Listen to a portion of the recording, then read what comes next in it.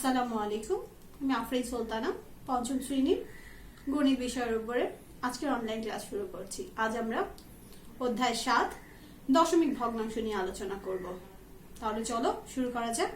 অনুশীলনী 7 দশমিক ভগ্নাংশ। এর আগে আমরা একটি ক্লাসে ভগ্নাংশ নিয়ে আলোচনা করেছিলাম।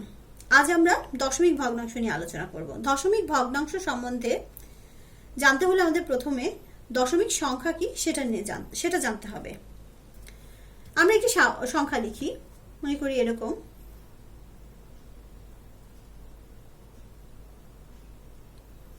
481। এটি একটি স্বাভাবিক সংখ্যা। এই সংখ্যার মাঝে যদি আমি একটি ডট বা ফোঁটা বসাই, তাহলে এই যে ডটটি বসালাম এই চিহ্নকে বলা হচ্ছে দশমিক চিহ্ন। অর্থাৎ স্বাভাবিক সংখ্যার পরে যদি একটি দশমিক চিহ্ন এবং তারপরে আরো কিছু সংখ্যা থাকে, তাহলে এই সমস্ত অংশটিকে বলা হবে দশমিক সংখ্যা। এবং এই সংখ্যাটিকে আমরা কিভাবে পড়ব? এটিকে আমরা পড়ব 4.81।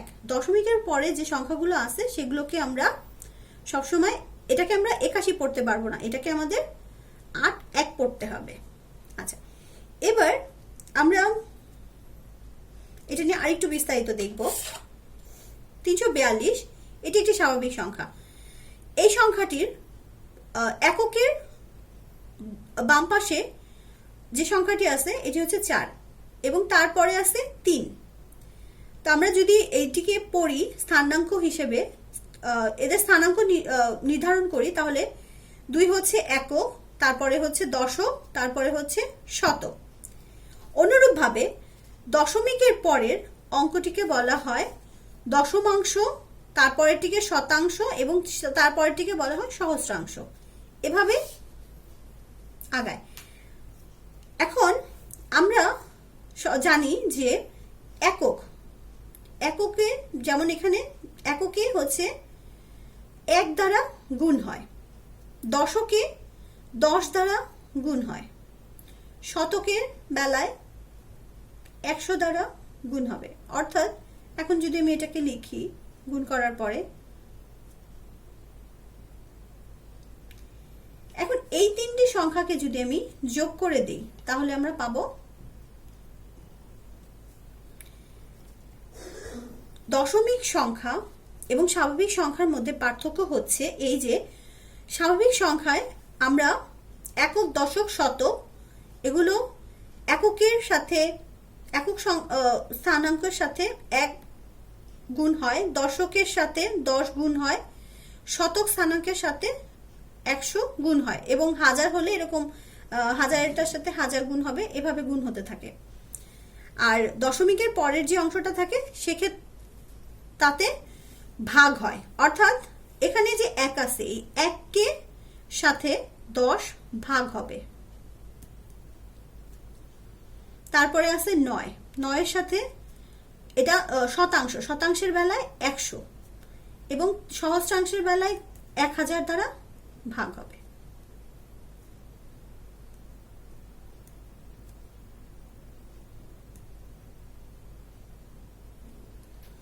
আচ্ছা, এবার দশমিকের গুণ ভাগ কিভাবে করব আমরা তাও দেখছি। পূর্ণ সংখ্যা দ্বারা গুণ। দশমিকের গুণ আমরা নর্মাল যেরকম গুণ করে আসছি অনেকটা সেরকমই। এখানে আমার আছে 0.6 গুণ 9।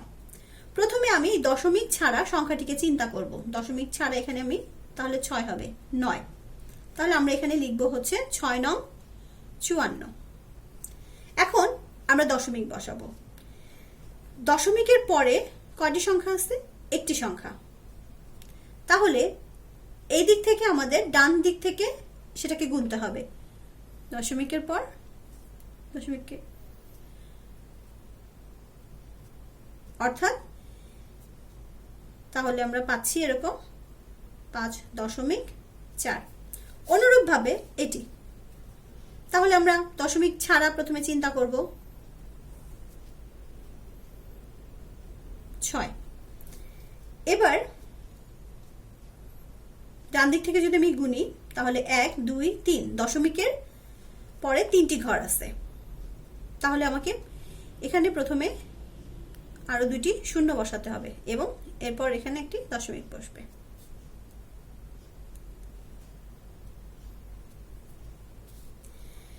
এবার এই অঙ্কটি দেখছি, আগেরটির মতোই প্রথমে আমরা দশমিক ছাড়া অঙ্কটিকে আগে যে গুণগুলো আমরা শিখেছি সেভাবে করব। এখানে আমি দশমিক ব্যবহার করিনি, প্রথমে আগে আমি গুণ করে নিচ্ছি।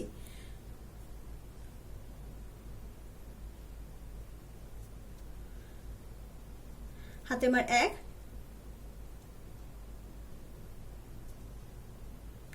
0 3 2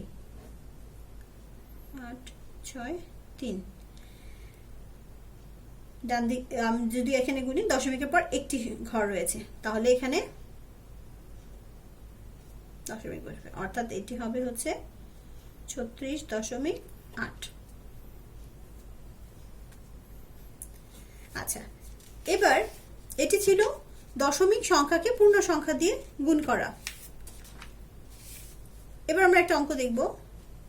একটি প্যাকেটে, এটি অনুশীলনী একটি অঙ্ক। একটি প্যাকেটে 0.334 লিটার দুধ আছে, এরূপ 50টি প্যাকেটে কত লিটার দুধ আছে?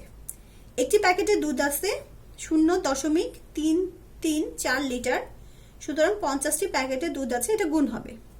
তাহলে একটু আগে আমরা যে গুণগুলো দেখেছি অনেকটা এটা সেটার মতোই। তাহলে প্রথমে আমরা দশমিক বাদ দিয়ে যে অংশটুকু আছে সেই অংশটুকু নিব, অর্থাৎ দশমিক যদি আমি বাদ দিয়ে দিই তাহলে আমি এখানে পাবো 334। 334কে আমি 50 দ্বারা গুণ করব। তাহলে প্রথমে যদি গুণ করি তাহলে 0, 3টা আসলে এবার 5 দিয়ে গুণ করব। 5 20 0 হাতে আমার 2, 15 15 আর 2 17 হাতে আমার আবার 1, 15 আর 1 হচ্ছে 16। 0 0 7 6 1। এখন আমরা যদি চিন্তা করি তাহলে কয় ঘর পর দশমিকের পর ঘর আছে কয়টি? 1 2 3। তাহলে দশমিকের পর ঘর 1 2 3, এই যে 3 বসালাম। এখন এখানে দশমিক সংখ্যার পরে 16.700, এটাকে আমরা সরাসরি এরকম লিখতে পারবো 16.7, কারণ দশমিকের পর যে সংখ্যাটি আছে তার সংখ্যার শেষে যদি আমি যত খুশি শূন্য বসাই না কেন সেটা শুধুমাত্র শূন্য বাদ দিয়ে অংশটুকুই কাউন্ট হবে, অর্থাৎ এত লিটার। তার শূন্য বসালেও কিছু না, না বসালেও কিছু না। এবার উত্তর তো লিখবো। এবার আমরা আরেকটি নিয়মের অঙ্ক দেখব, দশমিক সংখ্যা দিয়ে গুণ। একটু আগে আমরা দেখেছিলাম যে দশমিক সংখ্যাকে পূর্ণ সংখ্যা দিয়ে গুণ করেছি। এবার আমরা উভয় ক্ষেত্রে দশমিক আছে এরকম একটি সংখ্যা নিব। প্রথমেই আমরা কি করব, প্রথমে দশমিক ছাড়া যে অংশটুকু আছে সেটা লিখব, অর্থাৎ উপরে আছে 13, নিচে হচ্ছে 6। তাহলে এবার এটাকে গুণ করে নিব। 18 হাতে 1 6 7। এবার এখানে দশমিকের পর ঘর আছে কয়টি? 1 2, আর এখানে হচ্ছে আরো একটি, তাহলে মোট 3টি ঘর। কিভাবে? প্রথম সংখ্যাটির সাথে দশমিকের পর 2 ঘর, পরের সংখ্যার সাথে দশমিকের পর 1 ঘর, তাহলে মোট 3 ঘর হলো।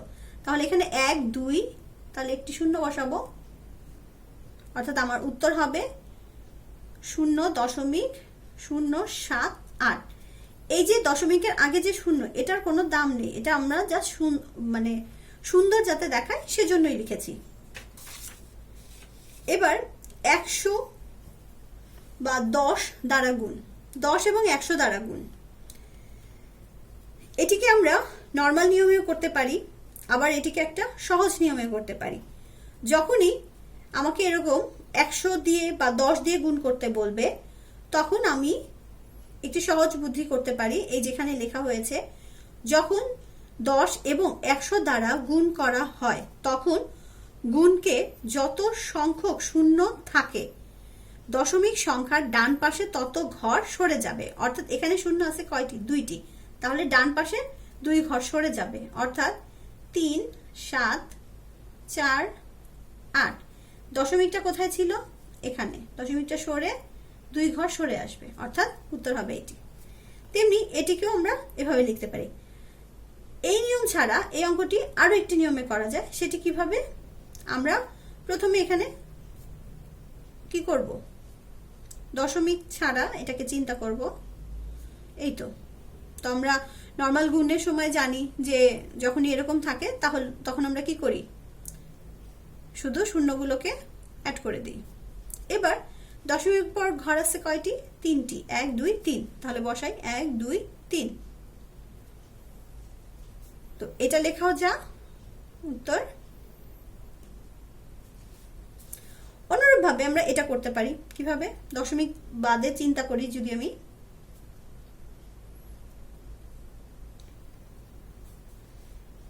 তার ফলাফল হচ্ছে 4। তাহলে এবার দশমিক পর ঘর আছে কয়টি? 2টি, 1 2।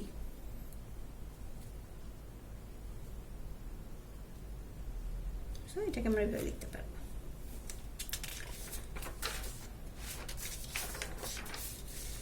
এবার দশমিক সংখ্যাকে পূর্ণ সংখ্যা দিয়ে ভাগ। এতক্ষণ আমরা গুণ, দশমিক সংখ্যাকে পূর্ণ সংখ্যা দিয়ে ভাগ, এতক্ষণ আমরা গুণ দেখেছি। এবার আমরা ভাগ দেখব। ভাগের অঙ্ক করার সময় প্রথমে হচ্ছে আমি 15 লিখে নিলাম। এবার এখানে হচ্ছে 4.65।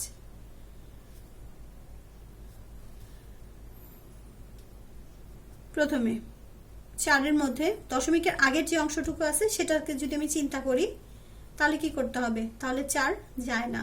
15 দিয়ে 4 তাহলে কয়বার যাবে? 0 বার। তাহলে উপরে লিখলাম 0, এই দশমিকটা উপরে উঠে যাবে।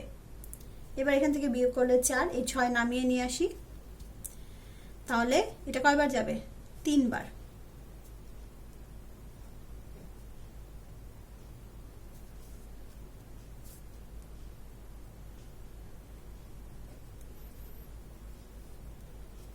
শূন্য দশমিক 3 1।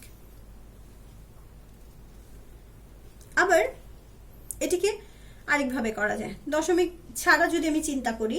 দশমিক ছাড়া কিভাবে, অর্থাৎ এবার এখানে তাহলে কয়বার যাবে? প্রথমে 3 বার যায়।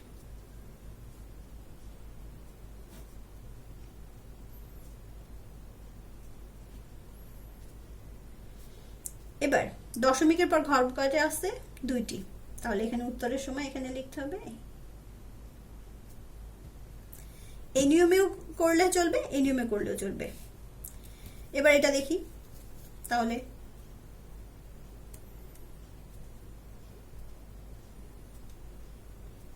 যায়নি। তাহলে এখানে 0 বার, 2 6 নেমে আসবে, দশমিক এখানে চলে যাবে 24, 6 বার 2। এখন আমরা জানি যে দশমিক পর যে সংখ্যা আছে তারপরে ডান পাশে যদি আমি এখানে 0 যতই দিই না কেন সেই শূন্যের কোনো দাম নেই। তাহলে এখানে একটি 0 বসে, কারণ আমাকে এটার ভাগ শেষ, একদম শেষে 0 নিয়ে আসতে হবে। তো এখানে যদি আমি একটা 0 বসাই তাহলে এই 0টা এখানে এসে বসবে। তাহলে এবার কি হবে, এবার আমরা এটাকে শেষ করতে পারবো। অর্থাৎ এর রেজাল্ট হচ্ছে 0.65। আচ্ছা, এটা গেল দশমিক সংখ্যাকে পূর্ণ সংখ্যা। এরকম দিয়ে আরো অনেক আছে বইয়ের মধ্যে, তোমরা সেগুলো অনুশীলন করবে। পূর্ণ সংখ্যার ভাগ 3 ভাগ 5 আমরা লিখলাম প্রথমে 5। ওকে, এখন আমরা এখানে দেখতে পাচ্ছি যে আমরা 3কে কখনোই 5 দিয়ে ভাগ করতে পারছি না, যাবে না। তাহলে এটা কয়বার যাবে? 0 বার। তাহলে এখানে 0 লিখলাম।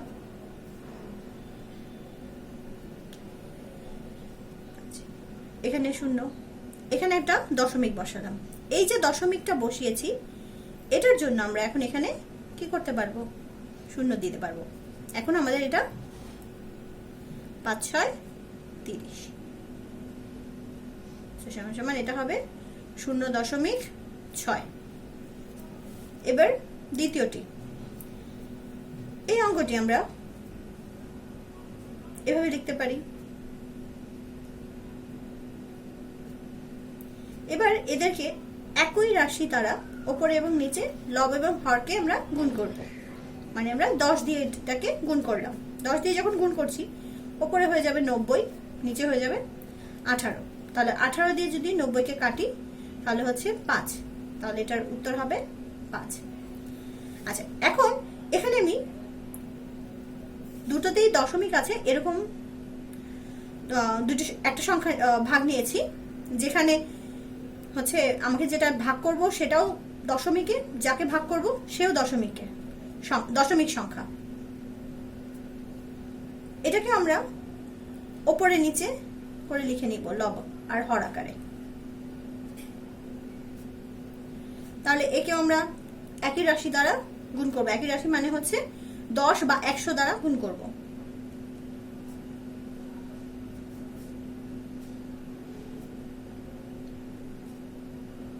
এখন এটা দিয়ে এটাকে যদি কাটি,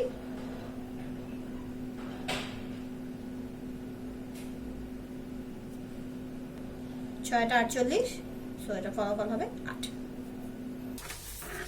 তাহলে দশমিকের গুণ এবং ভাগ কিভাবে করলাম সেগুলো তো দেখানো হলো। এরকম আরো অসংখ্য তোমার বইতে অসংখ্য গুণ ভাগ আছে, সেগুলো বেশি বেশি করে অনুশীলন করবে। আচ্ছা, এবার আমরা একটি সৃজনশীল প্রশ্ন দেখব।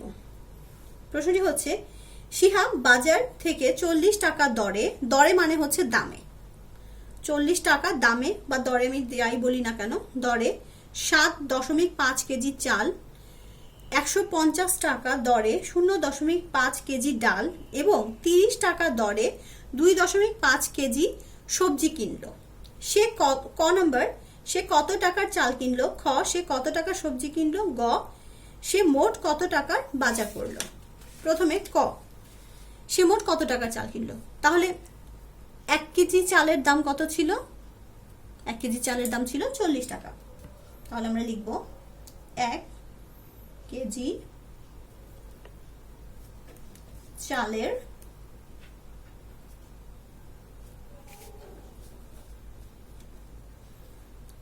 দাম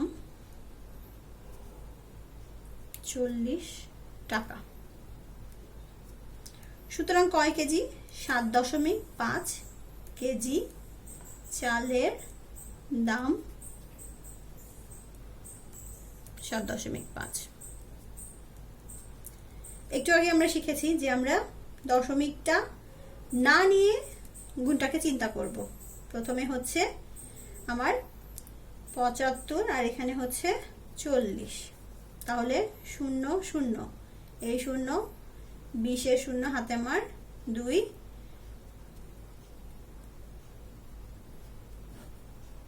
0 0 0 3, দশমিকের পর 1 ঘর, তাহলে এই, অর্থাৎ এই। তাহলে আমরা এখানে লিখবো হচ্ছে 300। এই শূন্যটা দেওয়া যাক না দেওয়া, আমি সরাসরি 300 টাকা লিখতে পারি। তাহলে এবার উত্তর লিখব। আচ্ছা, এবার খ নাম্বার। খ নাম্বারে কি বলছে? সে কত টাকা সবজি কিনলো। খ,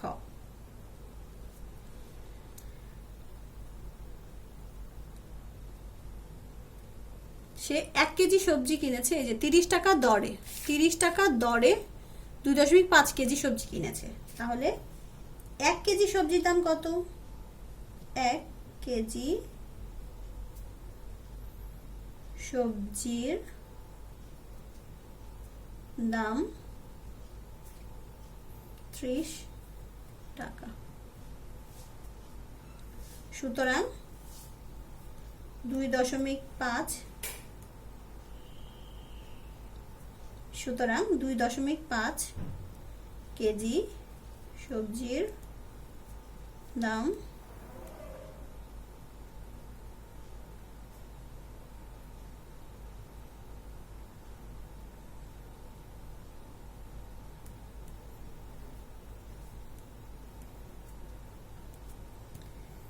ওকে। এখন এখানে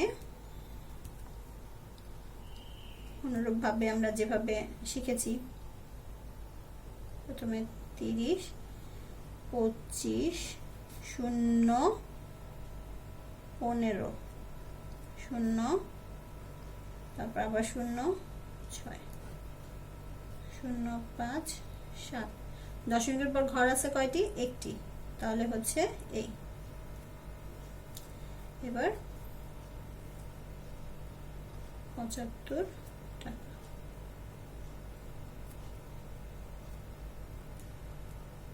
উত্তর কত হবে? সবজির দাম 75। আচ্ছা, উত্তর সবজির দাম 75 টাকা। আচ্ছা, এবার সে মোট কত টাকার বাজার করলো? আমরা চালের দাম পেয়েছি, সবজির দাম পেয়েছি, আমাকে এখন ডালের দামটা বের করে নিতে হবে। অনুরূপ ভাবে আমরা 1 কেজি ডালের দাম হচ্ছে 115 টাকা। কতটুকু ডালের দাম? 0.5 কেজি ডালের দাম আমরা বের করে নিলাম। এই যে এখানে 115 কে আমরা 5 দিয়ে গুণ করেছি, অবশ্যই এটা 5 দিয়ে গুণ করব। এখন দশমিকের পর ডান দিক থেকে গুনলে হচ্ছে 1 ঘর আছে, তো এখান থেকে ডান দিক থেকে বসাবো, এখানে 1 ঘর, ব্যাস এই তো হয়ে গেল। এবার ক ও খ হতে কি পাই? চালের দাম 300 টাকা এবং সবজির দাম 75 টাকা। সুতরাং সে মোট বাজার করলো, সে মোট বাজার করেছে, এই যে 3টাকে লিখে যোগ করেছি। এবার আমি তোমাদেরকে দুটি সৃজনশীল বাড়ি কাজ দিচ্ছি। 5.4 মিটার ফিতা 6 জন ছাত্রীর মধ্যে সমান ভাগে ভাগ করে দেওয়া হলো। ক, একজন ছাত্রী কত মিটার ফিতা পেল? খ, 3 জন ছাত্রী মোট কত মিটার ফিতা পেল? গ, যদি ছাত্রীর সংখ্যা 10 জন হয় তবে প্রত্যেকে কত মিটার করে ফিতা পাবে? ফাহিমের ওজন 32.5 কেজি, তার মায়ের ওজন তার ওজনের 1.8 গুণ। ক, ফাহিমের মায়ের ওজন কত কেজি? খ, ফাহিমের ওজন তার মায়ের ওজনের চেয়ে কত কেজি কম? গ, ফাহিম ও তার মায়ের মোট ওজন কত কেজি? বিগত বছরের যে সমপরি প্রশ্নগুলো আছে তোমরা সেগুলো আরো বেশি বেশি করে করবে। আচ্ছা, ঠিক আছে, আজকে এই পর্যন্তই। আল্লাহ হাফেজ।